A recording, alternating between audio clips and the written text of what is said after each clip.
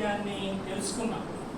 Knowing truth means nothing but tasting the goodness of God.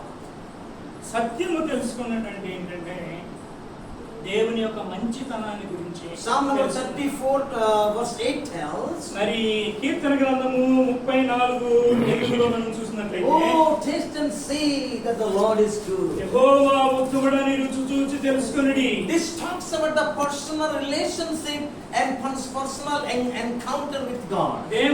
దేవునితో మరి వ్యక్తిగతమైన సంబంధాన్ని గురించి ఇవి మాట్లాడుతూ ఉన్నవి.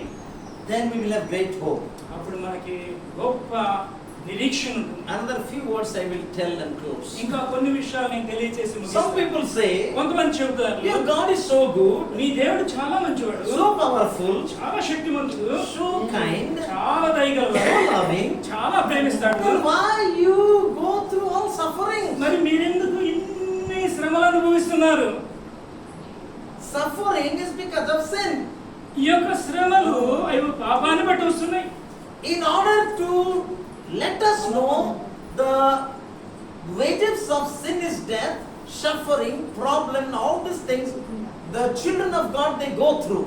పాపము వలన వచ్చు జీతము మరణము అని దేవుని లేఖనాలు తెలియజేస్తూ ఉన్నాయి. He allows to suffer all these things. మరి ఈ యొక్క పాపము చేసినప్పుడు మనము మరి శ్రమ పడినట్లుగా దేవుడు అనుమతిస్తున్నాడు. But those who depend on Him, ఎవరైతే దేవుని మీద ఆధారపడుతున్నారో, look unto Him, ఆయన్ని చూస్తున్నారో, they will be able to taste the goodness of God. అప్పుడు వారు దేవుని యొక్క మంచితనాన్ని రుచి చూడవచ్చు. They will know the value of deliverance of అప్పుడు God. దేవుడు ఏ విధంగా మనల్ని విడిపించగలడు అనేటువంటి విలువను He తెలుసుకుంటారు. has shed the blood.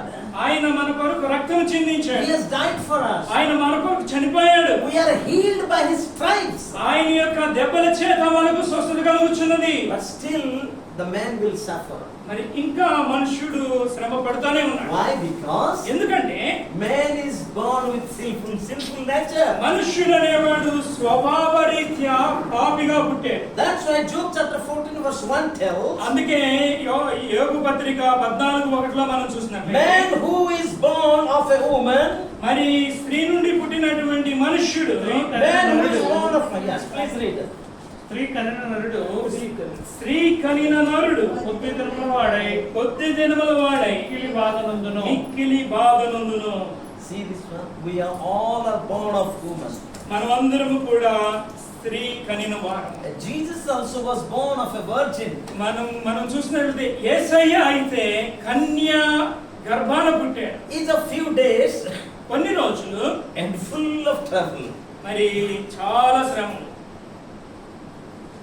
So we must understand this one, that I am born of a woman and in this world and for little days, and we must know that this place is not permanent for me. మరి మనం గుర్తుంచుకోవాల్సింది ఏంటంటే ప్రతి ఒక్కరు నేను స్త్రీ కనిన నరుణ్ణి కనుక నా యొక్క జీవితంలో శ్రమలు ఉంటాయి అని తప్పుగా జ్ఞాపకం ఉంచుకో. Though my life is full of trouble, నా యొక్క జీవితము చాలా విచారంతో నిండి ఉన్నప్పటికీ He is my deliverer. దేవుడు నన్ను He is విడిపించువాడు, my redeemer. ఆయన నన్ను He is విమోచించువాడు, my protector. ఆయన నన్ను కాపాడేవాడు, He is my guide. ఆయన నన్ను నడిపించేవాడు. He is my very present help in trouble. మరి సమస్యలలో ఆపత్కాలంలో నమ్ముకొనదగిన సహాయకుడు. This is the real faith. ఇది నిజమైన విశ్వాసం. Verse 2 tells, రెండో వచనం చెబుతుంది, He comes forth మరి like a flower and is cut down, and he flees like a shadow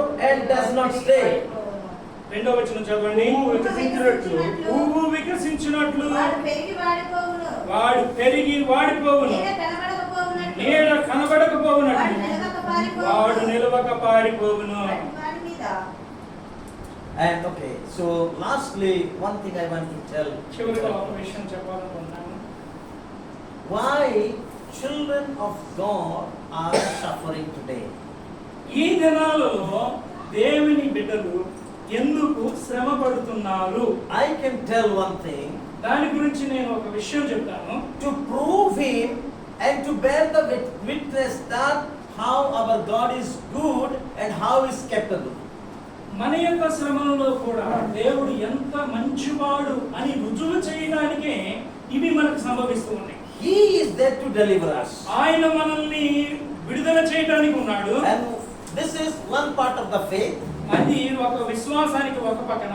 Another part of faith is విశ్వాసంలో రెండో పక్కన ఏంటంటే Romans chapter 8. రోమీయులకు రాసిన పత్రిక 8వ అధ్యాయము. We all know that one. అది మనందరికీ తెలుసు. Chapter 8. 8వ వచనము. Verse 8వ అధ్యాయం 28. 28వ వచనము.